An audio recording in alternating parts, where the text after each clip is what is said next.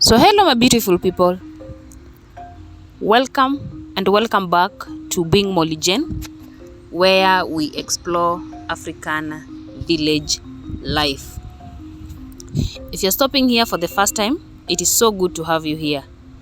So welcome to this channel where we explore African village life. If you are a returning subscriber, thank you so much for always being here. I really appreciate and I do not take it for granted. So today we'll be making some beef for dinner or for supper. And in the menu today is some beef, some white cabbage, and you never miss ugali in this channel. So in the other cooker there's some beef cooking, and in this cooker we are going to make some ugali. And like I told you in the previous videos, we never wash this karaya.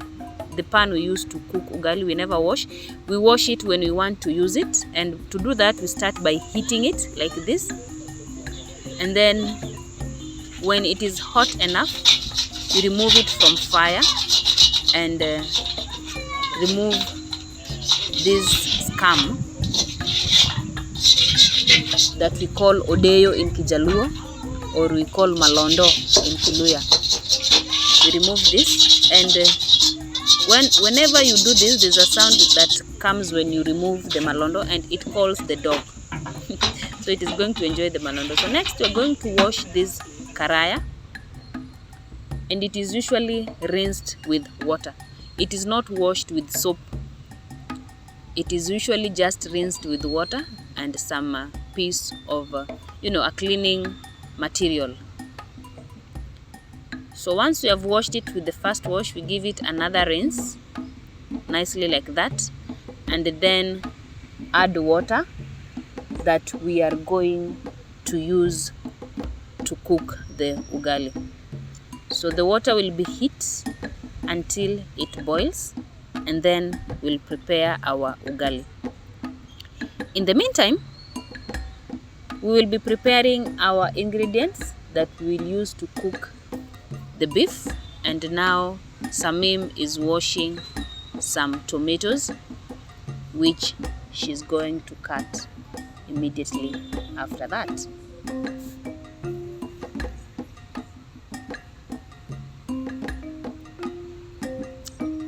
Yes, as she does that, the blackest girl in Black Africa, Elvi, my sister, is going to be preparing some spring onions. I told you that we commonly use spring onions here. In the meantime, I will be warming my man's food.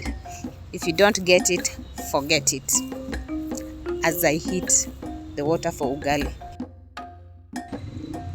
So next, Amim is cutting the spring onions that she's going to use to cook the beef. Our water is heating in the meantime, and the beef has already cooked also, and it is now soft enough, but the water is still a lot. So we are going to drain the water, and then we will go ahead and cook the beef. We will be using the water or the stock as its soup later after cooking the meat. So to cook the meat, we start by adding some cooking oil, and then we are going to stir this cooking oil in the beef for some time and let it cook the meat until a hard coat forms around each piece of the meat. I know you understand what I'm saying, and this will take time so that the meat cooks completely. Now, kindly, if you haven't liked this video up to this point, kindly give it a like, give it a thumbs up, and leave me a sweet comment down there in the comment section as we continue to cook this beef. So once the beef cooks like this, we are going to add our spring onions, and then we are going to stir this until the spring onions cook properly, or until the spring onions cook well. And then when that is done, we will add our tomatoes to the beef. Samim is giving the meat some time before adding the tomatoes.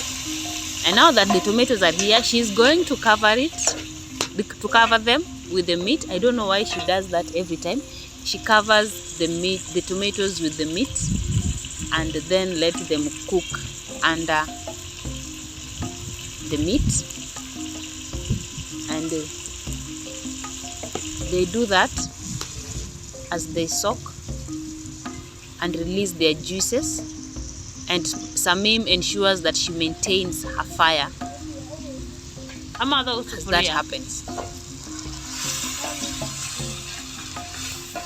Once that is done, she's going to stir the tomatoes until they become a paste, or until they cook into a paste.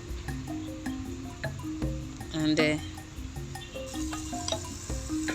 she will be mashing the tomatoes as that happens, you know, so that they release their juices and cook into a paste nicely.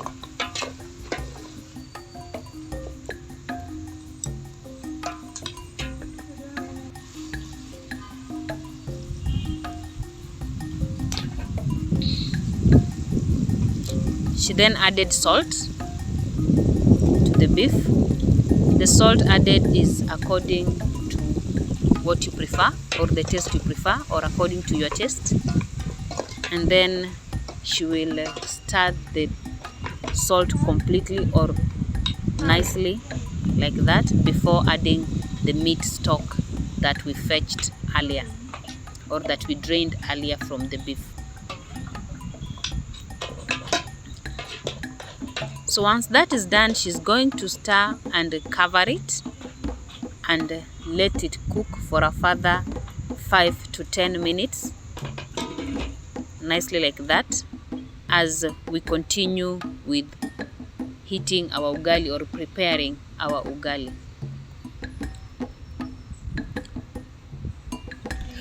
Next, she's going to add some royco or some beef spice in some water, and she's swirling it nicely before adding it to the soup. And then she's then adding that to the meat and stirring nicely. Now she's going to cook the royco in the meat for like 2 minutes covered, and that will be all for the meat. And now our ugali is about to be prepared. Our water is boiling, as you can see. So next, my sister Elvi is going to prepare the ugali today. So she starts by adding the unga as usual, and then she will stir this as she maintains the fire, and that is how we blow fire when it goes off. Our meat is ready, and now we want to cook the ugali.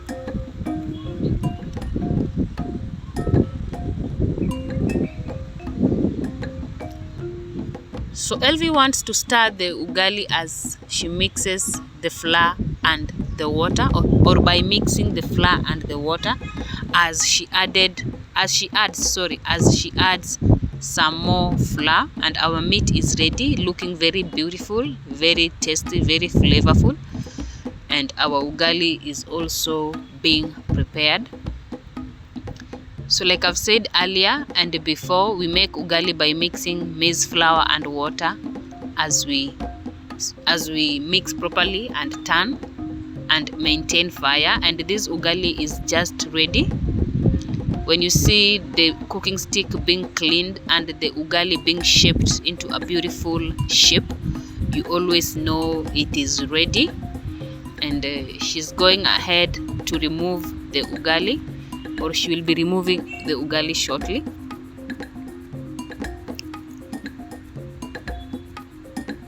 When that is done,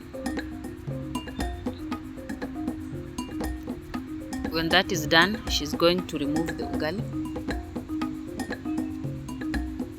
nicely like that. our ugali is ready.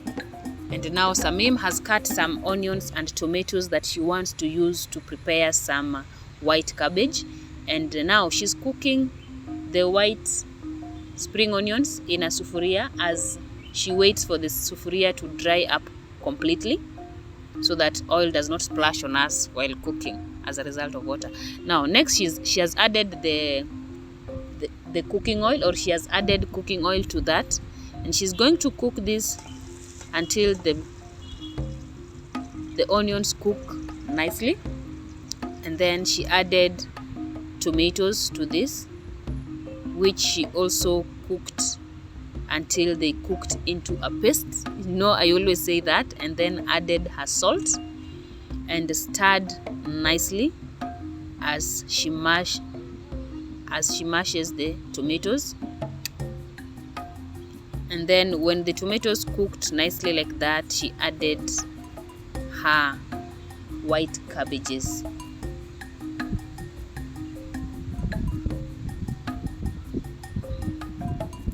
So she added the white cabbages. She's going to stir this until the cabbage cook nicely, and we want to retain the crunch. We want to retain the crunch in the cabbage, so she will just cook it shortly for like 2 minutes and the mboga will be ready. We want to maintain the crunch as well as maintain the vitamins that the cabbage come with. The most important thing. Now the mboga is ready and it has been removed, so it is time for us to serve this food and then go and enjoy. So my sister is starting by serving meat, and I have to taste. I like eating, I have to taste. She's going to serve. There's some green vegetable that were left over yesterday there for my mother. The rest of us will be enjoying the cabbage while she will be eating the green managu.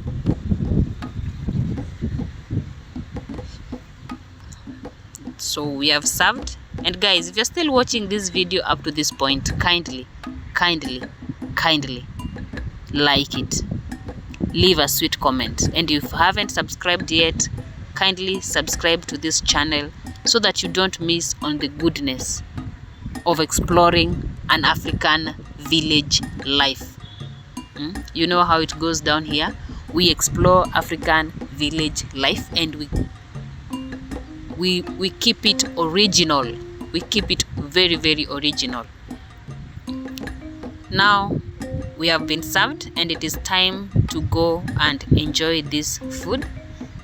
There's some leftover dried meat here that were made yesterday. I'm going to be eating this while they'll be eating the fresh meat. And now we'll serve the ugali as well, and then go and enjoy. So guys, this brings us to the end of this video. Thank you for watching. I do not take that for granted, and I really appreciate your being here. Kindly give this video a thumbs up, and see you in the next video that I will be posting soon. That is 2 days from today. Bye, and see you in the next video. Thank you for being here.